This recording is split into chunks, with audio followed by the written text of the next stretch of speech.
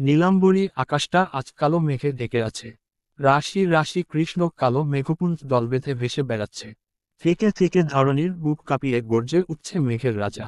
চারিদিকে ছড়িয়ে পড়েছে ঝিরিঝিরি ঠান্ডা বাতাসের শীতল আবরণ। এই সাত সকালে মেঘের তর্জন গর্জন তোয়াক্কা না করে ছাদে এসেছে রিমি। তুবার বিয়ে উপলক্ষে 2 দিন ধরে এই বাড়িতেই আছে সে। রিমির একমাত্র বেস্ট ফ্রেন্ড তুবা। ছোট থেকেই দুজনের একে অপরের বাড়িতে অবাধ আনাগোনা। দুই পরিবারের মধ্যে পরিচয় পরিচিতি ভালো বিধায় রিমিকে এখানে থাকার অনুমতি দিয়েছে ওর বাবা মা। হলুদ এবং বিয়ে শেষ করে আজ তার এই বাড়িতে তৃতীয় দিন। কথা ছিল আজকেও সে এই বাড়িতেই থাকবে। আগামীকাল তল্পিতল্পা গুছিয়ে বাড়ি ফিরে যাবে। কিন্তু ভাবনা মোতাবেক কোনো কিছু হলো কই। এখানে এসে যে এতটা নোংরা পরিস্থিতির সম্মুখীন হতে হবে সেটা ভাবতে পারেনি রিমি। এই ঘটনার পর এখানে আর এক মুহূর্তও থাকা সম্ভব নয়। ভাবতে ভাবতে রিমি উদাস চোখে আকাশ পানে তাকালো। সঙ্গে সঙ্গে চোখ থেকে কয়েক ফোঁটা অশ্রু ঝরে পড়ল। এমন বিব্রতকর পরিস্থিতিতে রিমি আগে কখনো পড়েনি। চোখ দুটো খোলা হয়ে এলো। রিমি হাতের উল্টো পিঠ দিয়ে চোখ মুছল। উদাস চোখে তাকিয়ে চলন্ত মেঘের কাছে অভিযোগ জমা দিল। এমন সময় হঠাৎ ছাদের দরজায় কারোর উপস্থিতির আভাস পাওয়া গেল। রিমি আন্দাজ করে নিল কে হতে পারে। ছাদে আসার সময় রিয়াকে বলে এসেছে তুবা ঘুম থেকে উঠলে যেন ছাদে পাঠিয়ে দেয়। তার তলবে হয়তো তুবাই এসেছে। বুঝতে পেরেও রিমি পেছনে ফিরল না। শক্ত করে রেলিং ধরে দাঁড়িয়ে রইল। উদাসীন চোখ দুটো তখনও ঘন কালো মেঘে স্থির। পেছনে না তাকিয়ে রিমি ধরা গলায় বলল, আমি বাড়ি ফিরে যেতে চাই তুবা। আজ এবং এক্ষুনি। ভাইয়াকে একটু বলবি আমাকে পৌঁছে দিতে। কে ন? তুবার উত্তরের জায়গায় পুরুষালী কণ্ঠে জবাব শুনে চমকে গেল রিমি। হুট করেই পেছনে ফিরে তাকালো। নিজের থেকে 2-3 হাত দূরে নীরবকে দাঁড়িয়ে থাকতে দেখে মেজাজটা বিগড়ে গেল। ধপ করে মাথায় আগুন জ্বলে উঠল। মনে পড়ে গেল গতকালকের ঘটনা। সেই জঘন্য আবারও রিমির বুকে বিষাক্ত তীর ছুড়ল। রিমি মেজাজ হারালো। ভয়ঙ্কর রূপে গর্জে উঠল, তুই তুই এখানে কেন এসেছিস নীরব? কোন সাহসে আমার সামনে এসেছিস? আমার চোখের সামনে থেকে সরে যা। তোর চেহারাও আমি দেখতে চাই না, যাতে তোর রাস্তা ক্লিয়ার হয়ে যায়। তাই তো। রিমির রাগ বাড়ল। চোখের সামনে যা কিছু পড়ছে সবকিছু ভেঙেচুরে গুড়িয়ে দিতে মন চাইছে। সে প্রচণ্ড ঘৃণা নিয়ে তাকালো নীরবের দিকে। পাশ কাটিয়ে চলে যাওয়ার জন্য পা বাড়ালো। সঙ্গে সঙ্গে পেছনে থেকে হাত টেনে ধরল নীরব। নীরবের ছোঁয়ার পুরো শরীরের মধ্যে রিরি করে উঠল রিমির। অত্যাধিক রাগে পেছনে ফিরেই শরীরের সর্বোচ্চ শক্তি দিয়ে কষে চড় মারল নীরবের গালে। থাপ্পড় খেয়ে মুখটা ডানদিকে ঘুরে গেল নীরবের। দমিয়ে রাখা মনটা এবার ভীষণ উগ্র হয়ে উঠল। হাঁচোকা টানে রিমিকে নিজের বুকের ওপর ফেলল। হাত দুটো মুচে পেছনে চেপে ধরল। নীরবের চোখে ভয়ানক আগুন। থাপ্পড় মেরেছিস, আই ডোন্ট মাইন্ড, কিন্তু তুই যেতে পারবি না রিমি। রিমি ছাড়া পাওয়ার জন্য মোচামুচি করছে। কিন্তু পুরুষের শক্তির কাছে একটা মেয়ের শক্তি নগণ্য। বেশ কিছুক্ষণ মোচামুচি করে যখন রিমি ছাড়া পেল না, তখন শব্দ করে কেঁদে উঠল। ফুপিয়ে উঠে ঘৃণা ভরা কণ্ঠে বলল, তুই একটা জানোয়ার Nirab. I hate you, but I love you. আচমকা নীরবের জবাব শুনে চমকে উঠল রিমি। চমকিত নয়নে মাথা তুলে তাকালো। মাথাটা ঘুরে উঠল। কানের ভেতরেও শস্য করে শব্দ হচ্ছে। রিমি বুঝতে পারল না সে ঠিক শুনেছে নাকি ভুল। শুধু জিজ্ঞাসু দৃষ্টিতে তাকালো। ইতিমধ্যে আকাশ কাঁপিয়ে তীব্র বর্ষণ শুরু হয়ে গেছে। বিরতিহীন বারিধারা ভিজিয়ে দিচ্ছে সবকিছু। রিমির নড়াচড়া থামতেই নরম হয়ে এলো নীরব। তীব্র বর্ষণের মাঝে আদুরে চোখে তাকালো। জ্বলতে থাকা চোখ দুটো নিভে গেল মুহূর্তেই। নীরব অনুতপ্তের ন্যায় মাথা নল। ধিমি কণ্ঠে বলল, সব সময় তুই আমাকে উপেক্ষা করেছিস রিমি। দেখেও অদেখা করেছিস। আমি বহুবার তোর দরবারে এক বুক ভালোবাসা নিয়ে হাজির হয়েছি। কিন্তু তুই আমার বুকে ছুরি চালিয়ে উল্টো মুখে হেঁটে চলে গেছিস। আমার কষ্ট হতো, তবুও মেনে নিতাম। আশায় ছিলাম তুই একদিন আমাকে বুঝবি। কোনো না কোনোদিন আমার ভালোবাসাকে মর্যাদা দিবি। কিন্তু তুই এমন কোনোদিন করিসনি। সবসময় আমাকে অপমান করেছিস। 2 বছর তোকে পাগলের মতো ভালোবেসে এসেছি। কিন্তু তুই, হা হা। শেষে বাক্যটা বিদ্রূপ সুরে বলল নীরব। গলাটা কাঁপছে ছেলেটার। রিমি তখন অবাক নয়নে তাকিয়ে আছে। কণ্ঠে বিস্ময়, তুই আমাকে ভালোবাসিস? কই, কোনোদিন তো বলিসনি। সব কথা মুখে কেন বলতে হবে? চোখেরও তো অনেক কথা থাকে। তাছাড়া প্রেমের বিষয়ে মেয়েদের সিক্স সেন্স অতুলনীয়। 2 মাইল দূর থেকে কোনো ছেলে তাকালেও মেয়েরা বুঝে যায়, এবং ছেলেটা কোন প্রেক্ষিতে তাকিয়েছে সেটাও বুঝে যায়। আর 2 বছর ধরে তোর দিকে হাপিত্যেশ নয়নে তাকিয়ে থাকি আমি। তুই বুঝিস না সেই চোখের ভাষা? আমাকে এটা বিশ্বাস করতে বলছিস? রিমি নত হলো, মাথা নিচু করে নিল, চোরের মতো এলোমেলো দৃষ্টিতে তাকালো, পেছনের ধরে রাখা হাতটা মোচড়াতে মোচড়াতে বলল, ছাড় নীরব, আমার হাতে ব্যথা লাগছে। ব্যথা তো আমারও লাগে রিমি, যখন দেখি তুই আমাকে পাত্তা না দিয়ে অন্য ছেলেদের সাথে মেসেঞ্জারে প্রেমালাপ করিস। বিশ্বাস কর, আমারও খুব ব্যথা লাগে, শ্বাস আটকে আসে, বুকটা জ্বলে যায়।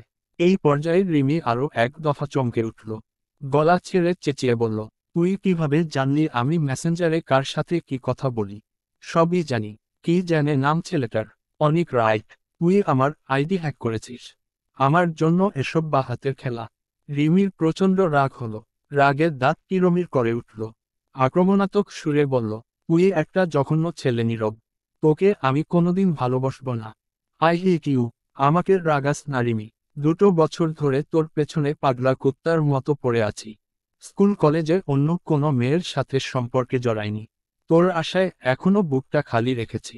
তুই সেই বুকে ছুরি মেরে চলে যাবি, আর আমি তোকে ছেড়ে দেব। কি করবি তুই? নীরব একটানে রিমিকে আরো কাছে টেনে নিল। দুজনের দেহ একে অপরকে সঙ্গে মিশে রইল। রিমির ঘাড়ের কাছের একগোছা চুল খামচে ধরে মুখটা এগিয়ে আনল নীরব। সামান্য ঝুঁকে রিমির মুখোমুখি হল, বাঁকা হেসে বলল, আমাকে রাগালে এমন কিছু করব যে তুই বাধ্য হবি আমাকে মেনে নিতে। নিজের ইচ্ছায় আমাকে বিয়ে করবি তুই। আর এমন কিছু করার ক্ষমতা আমার অবশ্যই আছে। সামান্য নমুনাও দেখিয়েছি। সুতরাং ভালো মেয়ের মতো সবগুলো ছেলেকে ব্লক করে দিবি।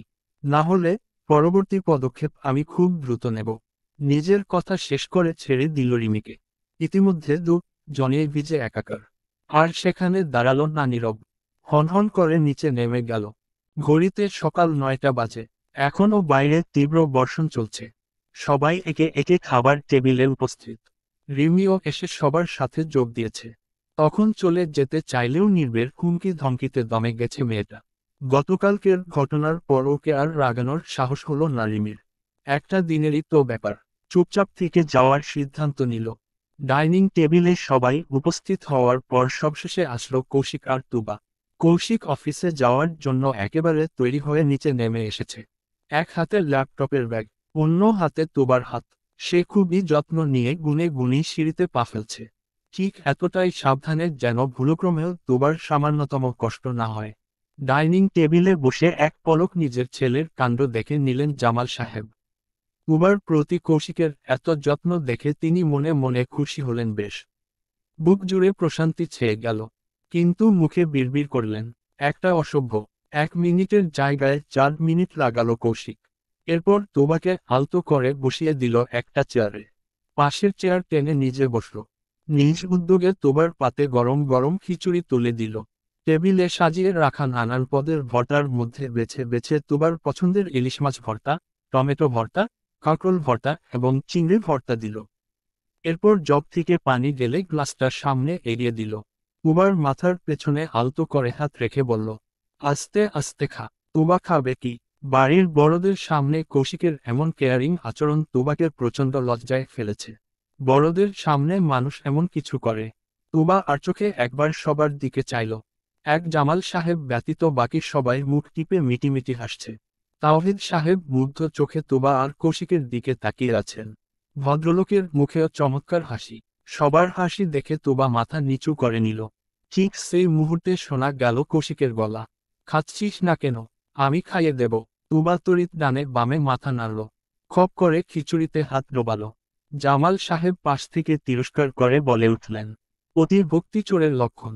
তোমার মাঝে চোরের লক্ষণ দেখা যাচ্ছে কেন? চশমা বদলাও বাবা। এখানে আমি কিছুই চুরি করিনি।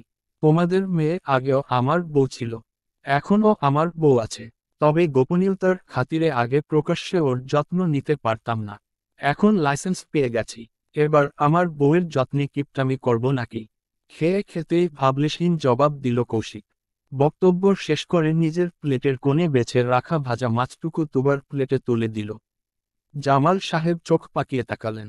দাঁত কিরমির করে বললেন, এইসব আতি আদর দেখিয়ে আমার বাচ্চা মেয়েটাকে বাগে এনেছ তুমি, তাই না? আমি বেশ বুঝতে পারছি, এভাবেই ওর মাথা খারাপ করেছ। আমার অবুঝ মেয়েটা তোমার কুটিল ষড়যন্ত্র ধরতে পারেনি, তোমার বশে চলে গেছে। যদি বলি তোমার এই অবুঝ বাচ্চা মেয়েটায় ভুলিয়ে ভালিয়ে আমাকে বাগে এনেছে, তাহলে মানতে পারবে তো বাবা? থাক, মানা লাগবে না, তুমি বরং খাবার খাও। গোপন কথা ফাঁস হতে দেখে হকচকিয়ে গেল তুবা। আচমকা খাবার গলায় আটকে গেল। জোরে জোরে কাশতে শুরু করলো। কৌশিক ব্যতিব্যস্ত হয়ে পানির গ্লাসটা তুবার মুখের সামনে ধরল। আলতো করে মাথায় হাত বুলিয়ে দিয়ে শান্ত করার চেষ্টা করল। সমতল কপালে দুই তিনটা চিন্তার ভাঁজ ফেলে বলল, আস্তে আস্তে, এত তারা কিসের? এখন আরাম লাগছে। তুবা উপর নিচ মাথা ঝাঁকালো। পানি খেয়ে কাশি কিছুটা কমে গেছে, কিন্তু পুরোপুরি নয়। এখনও মেয়েটা খুকখুক করে কাশছে। তুবার অবস্থা দেখে জামাল সাহেব আর কথা বাড়ালেন না। নিজের অসভ্য ছেলের জন্য বাচ্চা মেয়েটাকে লজ্জায় ফেলার মানে হয় না। খাওয়া দাওয়া শেষে সবাই যার যার মতো উঠে চলে গেল। টেবিলে এখন শুধু রয়েছে তুবা আর কৌশিক। তুবা খুব সময় নিয়ে আস্তে আস্তে খাচ্ছে। কৌশিক পাশে বসে তুবার খাওয়া শেষ হওয়ার অপেক্ষা করছে। প্রায় আধা ঘন্টা সময় নিয়ে পুরোটা খাবার শেষ করল তুবা। ভাগ্য ভালো, তার খাওয়াতে খুব একটা অরুচি এখনো আসেনি, বরং মুখের রুচি একটু বেশি বেড়ে গেছে। খাওয়ার শেষে হাত ধোয়ার পর কৌশিক ল্যাপটপের ব্যাগ নিয়ে উঠে দাঁড়ালো। তুবার কপালে ছোট্ট করে চুমু খেয়ে বলল, অফিস যাচ্ছি যান, নিজের এবং আমাদের পুচকুর খেয়াল রাখিস। আমি পরে ফোন করব তোকে। তুবা হেসে মাথা নাড়ল। ব্যাগটা কাঁধে ঝুলিয়ে লম্বা লম্বা কদম ফেলে বেরিয়ে গেল কৌশিক। তুবা তখনও ডাইনিং চেয়ারে বসেছিল। যেই না উঠতে যাবে আচমকা সেখানে ময়না বেগম উপস্থিত হলেন। নিজের মাকে দেখে তুবা আর উঠে দাঁড়ালো না, বরং স্বাভাবিক কণ্ঠে প্রশ্ন করল, তুমি ঘরে যাওনি আম্মু? ময়না বেগম চেয়ার টেনে মেয়ের মুখোমুখি হয়ে বসলেন। এক হাত তুবার গালে রেখে আদুরে সুরে বললেন, কৌশিক তোকে খুব ভালোবাসে তাই না তুবা? তুবা লজ্জা পাওয়ার ভঙ্গিতে মাথা নিচু করল। ময়না বেগম ফের প্রশ্ন করলেন, তুই খুশি তো মা? তুবা উপর নিচ মাথা নাড়ল। ময়না বেগম স্বস্তির নিঃশ্বাস ছাড়লেন। একমাত্র মেয়েকে নিয়ে তার বড়ই চিন্তা ছিল। মেয়েটার কোথায় বিয়ে হবে, কেমন পরিবার পাবে, সুখী হবে কিনা, এইসব চিন্তা ময়না বেগমকে সব সময় তাড়া করে বেড়াত। কিন্তু এখন তিনি নিশ্চিন্ত হলেন। শুরুতে ওদের সম্পর্কটা দৃষ্টিকটু লাগলেও এখন ময়না বেগমের মনে হচ্ছে এটাই সবচেয়ে ভালো হয়েছে। কৌশিকের চেয়ে ভালো ছেলে তিনি আর কোথায় পেতেন? আজ কৌশিকের যত্ন দেখে মনের কোণে সামান্য যে খুঁতখুঁতানি ছিল, সেটাও চলে গেছে। সবচেয়ে বড় কথা, মায়ের মেয়ে মায়ের কোলেই আছে, এমনকি সারা জীবন মায়ের কোলেই থাকবে। মেয়ের অসুখ, বিসুখ, বিপদ আপদ ময়না বেগম নিজের হাতে পার করবেন। এর চাইতে ভালো আর কি হতে পারে? যেখানে নিয়তি নিজ হাতে ওদের দুজনের সম্পর্ক বেঁধে দিয়েছে, সেখানে ভালো না হয়ে যাবে কোথায়?